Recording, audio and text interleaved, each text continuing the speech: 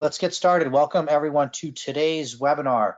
We are having a lunch and learn on optimizing outreach. My name is Sal Gilberto. I'm the Director of Marketing here at Everbridge. You're going to be hearing from James Podlucky as our presenter. So let's begin. Agenda first. So we're going to go over some housekeeping items. We're going to meet our speaker, and then we're going to go over optimizing outreach. We're going to try to allow for Q&A at the end, and we're looking to keep this lunch and learn to a half hour. So housekeeping items. We are recording today's session, so you will be receiving that recording likely tomorrow. Also, a copy of the slides will be made available. Again, in order to submit questions, we are saving questions until the end, but you can submit them at any time. You can submit them in the GoToWebinar control panel in the questions area. So please do submit throughout, and we will save them for the end. Before we get right into the presentation, I did want to talk about some upcoming webinars. We have our severe weather webinar series on the 4 stages of response and recovery. They are running throughout April, May, and June. So we have mitigation, preparedness, response, and recovery.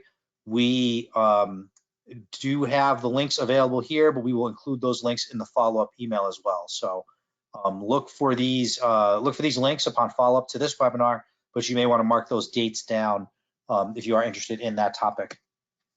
And with that, I'd like to introduce our speaker, James Podlucky. He's an industry solutions manager here at Everbridge. James, how are you doing today? I'm doing well. How are you? I'm doing well. I'm going to make you the presenter.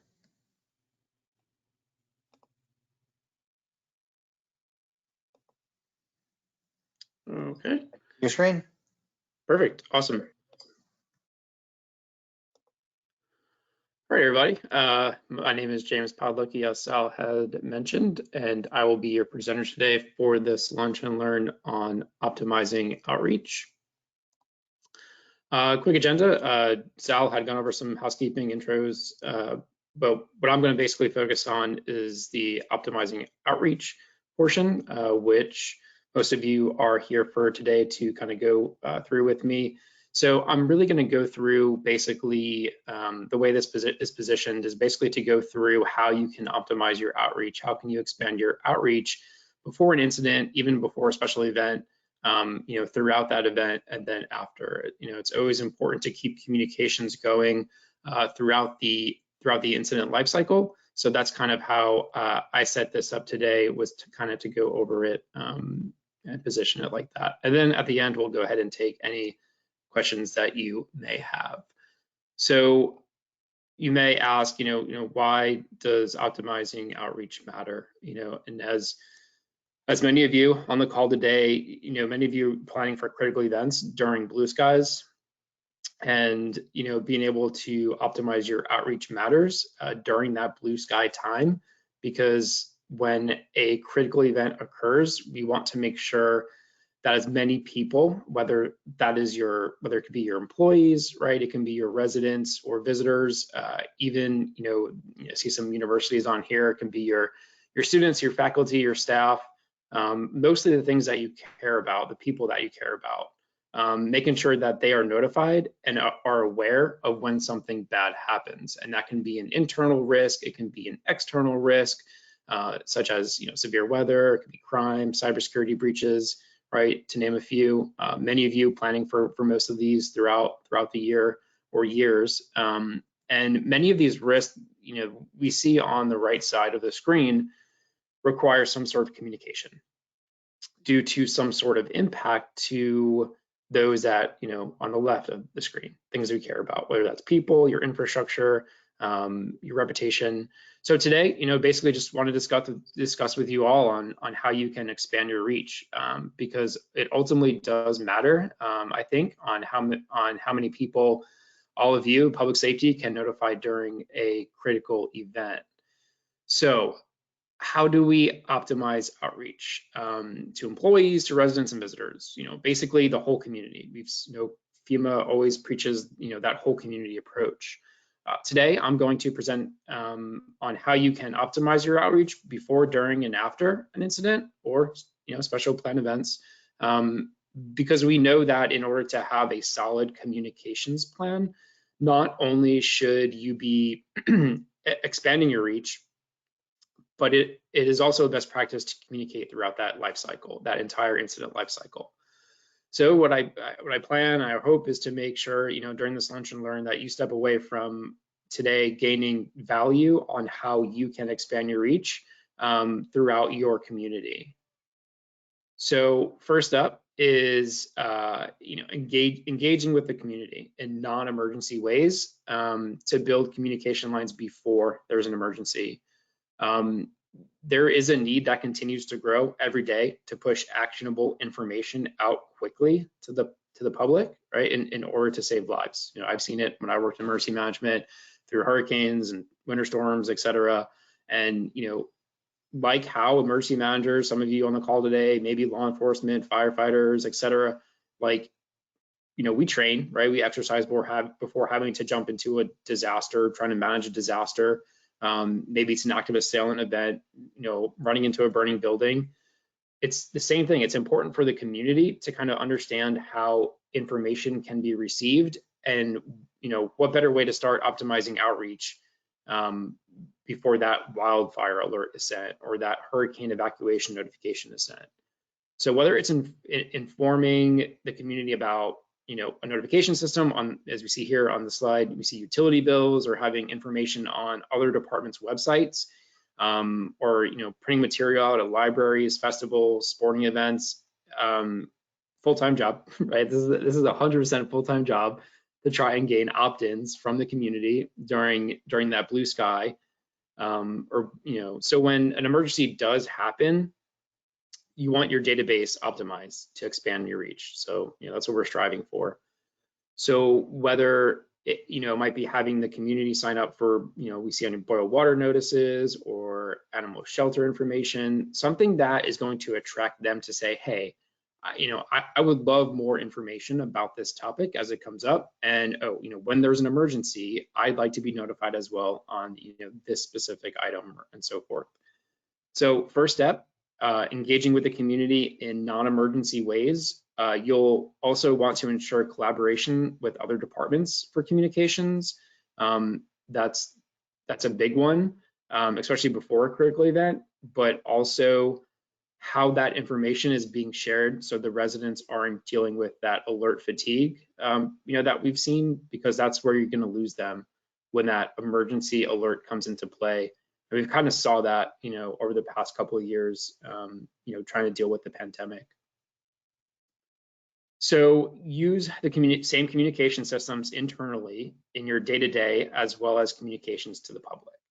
I'm a huge fan of being able to use systems day-to-day as well as throughout an incident lifecycle. Some of you may feel the same way. Some of you may be asking why. Well, because people, they will be familiar with the system. That's the biggest piece. When you can utilize the same system internally as your day-to-day communications, as well as your communications to the public, to the residents, you're really streamlining systems and processes, and probably you're going to even save money, right, by utilizing many of your different use cases into a single solution. So there's many different use cases that can be used internally, such as, we've seen employee check-ins or employee wellness checks. We saw use cases for, throughout the pandemic, whether that, and also maybe reunification use case, employee safety when traveling. And there is a critical event in that location, you can really ensure their safety, or if help is needed. So maybe it's sharing internal updates as well. It's important, and sometimes we all know that email can be extremely overwhelming. We have tons and tons of emails. So looking at other modalities, right, those come into play, such as desktop notifications for an upcoming training, or maybe it's a newsletter.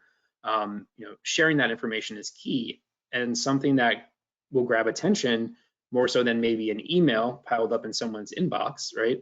So some other great use cases is polling for additional work opportunities. Maybe that's checking to see if someone can cover shift or available to work overtime.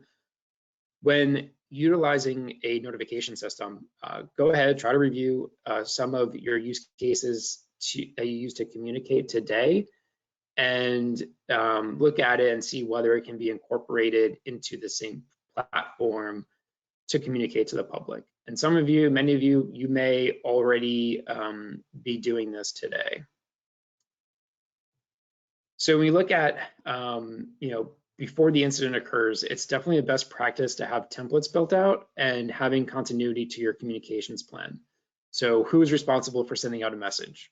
Is there continuity to messages being communicated to the public? Is it a familiar process with multiple people, multiple employees, colleagues, et cetera, and so forth? Leveraging your notification system as an interactive, like taking your communications plan, kind of putting it into the system, making it interactive, is a great way to streamline the process to send out messages quickly and error-free. So maybe it's predefining your communications with those templates, ensuring that all critical information is included in that message, and you're being able to target the correct or the right stakeholders.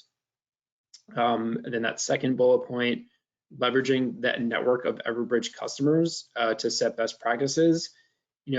Even regionally, there's a huge network, right, where you can share best practices. I did it all the time when I was in emergency management, talking to other counties or other emergency managers, and whether that's from government, hospitals, higher education, businesses. There's a large network out there. Everbridge, we do host customer success webinars as well as user groups. So if you're interested in that, you can always contact your account manager. Wanting to share best practices, always a good thing. And then seeing the word network to me on here kind of sparked me to bring up having and building a network effect. I believe this is a highly underrated tool, right? It can optimize your reach before, during, and after an event, but definitely something to set up in the before phase. I remember working in emergency management, different events, and everyone wanted to know what was going on. And it's extremely difficult to obtain that information from the source very, very quickly.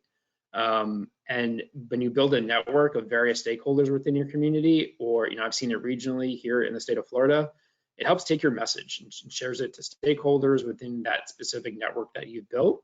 So you're sharing information and they're using that one voice, from the source. So there may be an event, speak to university, right? Then may need to be shared with law enforcement, may need to be shared with emergency management, maybe it's the hospitals.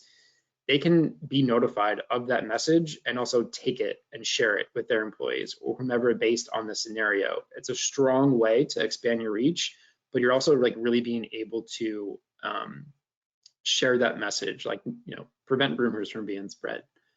All right, so let's go into the during phase. And as we look at optimizing outreach during a special event, during a critical event, leveraging your opt-in communications via a keyword or zip code is another option when looking to optimize your reach. So being able to text a keyword to 888-777, that allowing residents, visitors, students, faculty, staff, whomever it is, to opt in and receive critical updates for a specific event that they are attending, or maybe it's maybe it's to receive updates on an approaching hurricane or severe weather incident, or updated information on the pandemic. This opt-in can be also anonymous, right? They don't have to share their name. They don't have to share a bunch of information as they would if they're signing up. So it can be anonymous via texting that zip code or a designated keyword from that person. If an event is only occurring once, right? Maybe you have this big event happening, one time within your community or your college or university, you can expire those opt-ins from those event groups or on regular intervals. So you can either kind of begin a new event or ensure that when the event is over, they don't necessarily receive any more messages. And events can be created publicly and they can be created privately as well. So, which on the private side, which would only allow specific people that you decide who should receive those specific messages, and kind of giving them a password to access that. So let's look at another way to optimize your outreach during response is to activate multi-channel communications. Using various methods to communicate increases the probability of messages being delivered and or received successfully, and 100% improves the overall confirmation rate. Many of us receive or communicate in various different ways, whether that can be through text messaging, right, social media, applications, and so forth. Even receiving messages through like a desktop. Many of you probably from universities or higher educational institutions, probably, and even office buildings, we see many screens throughout campuses, throughout office buildings. They're on walls, maybe in recreation rooms, maybe I kind of see them when I go to conferences. They're on the entrance of those conference rooms, like before you walk in. So when we look at that, being able to send a message to one of those screens, so visitors or maybe someone's walking by, you're able to attract their attention to an urgent emergency notification. So it's another great best practice. It's a common best practice to utilize different ways to share information, not just picking one modality through a voice call, through a text. It's great to like switch it up or add more onto it. Here on the slide, you can see information being shared just as examples, Google Maps, through iPads, through social media, digital signage, and more. So when looking to optimize your reach, look to develop a process to share messaging out through these various different modalities.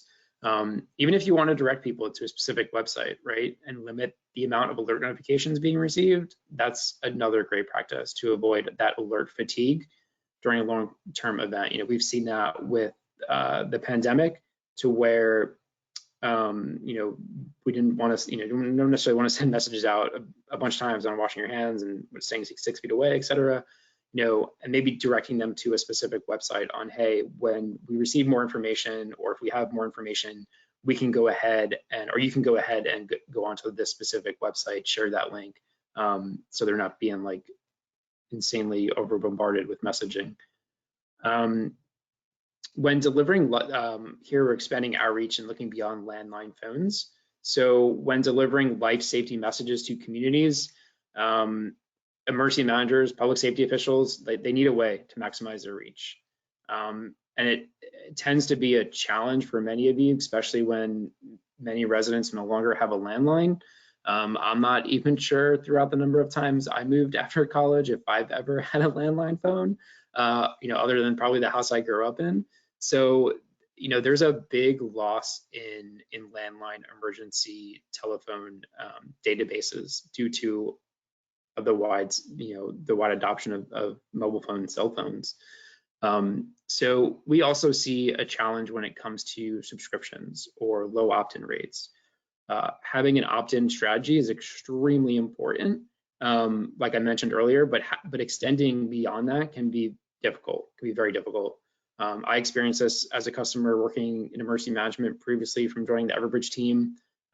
So here's, one way to optimize your outreach is by expanding your database of residential and business phone numbers across landline, across VoIP, and mobile. So Everbridge, we do provide a national life safety database that extends beyond your opt-ins and your 911 databases. This helps notify the right people and allows you to instantly know who and how many residents you can notify. This is integrated into our system where contacts can be viewed and targeted, with your emergency communications. Looking at this slide here, you see a view of what reach would kind of look like on the left, relying on your opt-ins and your 911 databases, which are typically, landlines. And on the right, you'll see what that contact selection looks like with having a national life safety database. So here's a breakdown of what additional contacts would look like, and that can come from resident connection, that life safety database, as well as having opt-ins.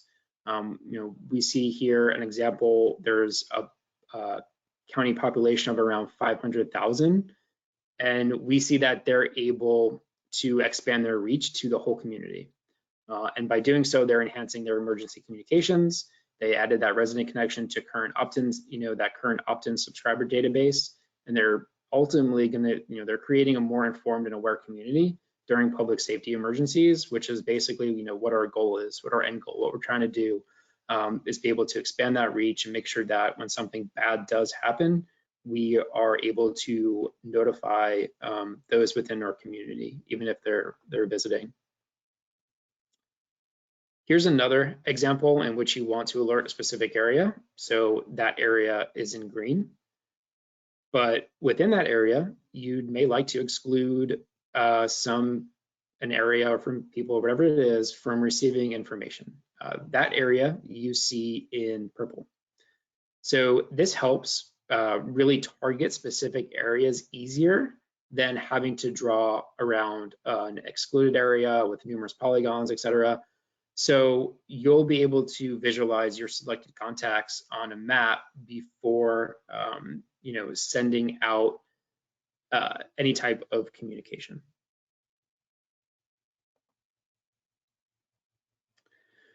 So let's review a couple ways to optimize outreach after a special event or incident. We're kind of going to that recovery phase. Communication after an incident is as important before and during, in my opinion, maybe many of yours as well. I remember, working a hurricane a couple of years ago, or maybe it was 3 years ago, and and many of you may have experienced this as well, but when the sun comes up, everyone in evacuation centers thought, okay, time to go home. Hurricane's gone, storm's over. Well, depending on how bad that hurricane, how bad that tornado is, the roads will be blocked, right? They can be blocked with debris. You may have traffic lights will be out. A resident may not make it home just because the sun, or visitor, they may not make it home just because the sun is out. So it's always good to be careful with your messaging when something is, if we do that all clear, it may not be all clear. So plan for the terminology that you will use to communicate with your community, even your campus community, before an incident happens. And you be sure you utilize that terminology if you're going to have those awareness campaigns as you go out and do presentations to the community, et cetera. Make sure they know, what type of communication, how are you going to be communicating the information during an incident or during a disaster. Another way that you can optimize outreach that I think I forgot to mention, during for the during phase, but I think it can also be used after, is creating an incident zone around maybe a hurricane evacuation zones or an evacuation zone. Maybe an active assailant issue, right? You can geofence a specific location, maybe a specific area around a campus, or whatever that may look like. So anyone within that area or coming into that area can be notified with an emergency notification via mobile app, push notification, without even having to opt in, right? So if they have that they have it on their mobile app, they come into the area, maybe they're driving, whatever it is, they're walking into the area, they'll get notified of an alert. It's a great way to expand your reach during an incident, I think, even afterwards, so just something else I wanted to kind of throw in there that I had forgotten to mention. After an incident, checking on whether your employees or maybe your students, faculty, staff, if you are a higher education institution, making sure that, are they safe or do they need assistance? A great way to optimize your outreach to the community as employees, employees might be traveling, and everyone's kind of started traveling again, or moving between campuses. If you have multiple campuses, using multiple location data points really helps increase accuracy during a critical event to check on the safety of those individuals and what resources might be needed if they need assistance, being able to identify that and be aware of that. Many people there's tons and tons of panic buttons out there, right? Yes, and I do agree that it is quicker to just unlock your phone, dial those 3 digits, right, than it is trying to open up an app, etc. But if you look at it from different use cases, if you look at it, maybe you're setting up an emergency call or an SOS to go to a campus security team and alerting them quicker. They're alerting, maybe they're alerting someone quicker or closer within that vicinity, within that area, when someone may be looking for help or assistance. So, there's many ways and there's many different panic buttons, whether that's, hardwired or wireless. There's use cases that can be implemented than just saying it's going to call 911, because obviously there's a quicker way to do that, but incorporating those different use cases, something to think about. Because, I think not only is it important for public safety to expand their reach, but also how we need to kind of look at how the community can respond back to us when they are in trouble. All right, so kind of wanted to keep this short and sweet since it is a lunch and learn. So to wrap it all up, you can see the various points that I went through here for before, during, and after a special event or a critical event. And there's many options based on your needs and what you may be looking for when it comes to optimizing reach. Some options might require great outreach campaigns and awareness campaigns, being able to spread that knowledge throughout the community. There's also options where data is available for life safety instances when looking to expand your reach beyond those opt-ins. So always important to utilize those various methods of communication. That's really, really important. And also to have those messages planned out well before an incident occurs. So like I said, keep it nice, short and sweet. Left a few minutes here for questions. I'll turn it over back to you, Sal. Thank you, James. We do have a few minutes for questions. Let me just take over the Q&A area. So we do have time for some questions. Just want to remind everybody as we ask questions, you can submit your questions in the GoToWebinar control panel. We do have the severe weather webinar series coming up. Mitigation, preparedness, response, and recovery, running from April through the end of June. So please do mark those on your calendar and then look for an email from us with those dates as well. So please do submit your questions. We have time for one or two. James, the first question I have here is, how can I determine how many contacts Everbridge might be able to increase my reach by? So if you can contact your account manager, they'll be able to kind of set that up for you and give you a good idea on what that number may look like. So if you're already a customer, feel free to reach out to your account manager, or we can have someone kind of go over those numbers with you. Okay. And then I just have one more, unless the audience, if they want to get their questions in, we can, we do have time to ask those, but is there a frequency of outreach that the audience should be concerned about when referencing your initial slide on optimizing reach? Frequency in how often? Yes. I'm sorry, how often communications should be sent out? Okay. Yes. Yeah, I mean, it's going to depend, right? Anything that's like life threatening, obviously, we want to send that out very quickly and right away, making sure those templates are available. For instance, an active assailant event.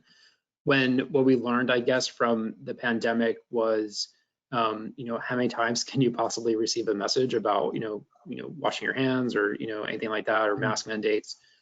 So it's really important, I guess, to understand the actual event. It's going to vary, right? It's going to vary by the event that you're trying to manage, that incident you're trying to manage.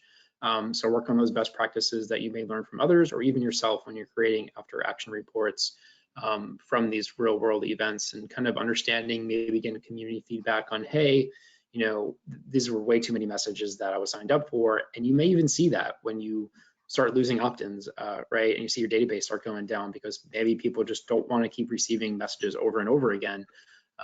So I think, working with your peers and being able to understand the best practices, but 100% is going to vary by incident type on how many messages you're going to send out. Absolutely. Okay. With that, we are at the top of we are at the half-hour mark. So I'd like to remind everyone that we did record today's session. You will be receiving a recording most likely tomorrow. And thank you to our audience for attending, and thank you, James, for this session. If you are interested in some of the tools that Everbridge might have that can help increase your reach, please do reach out to your account manager or to a sales specialist. And we will be getting we will be getting to talk to you soon. Everyone out there, stay safe. Thank you.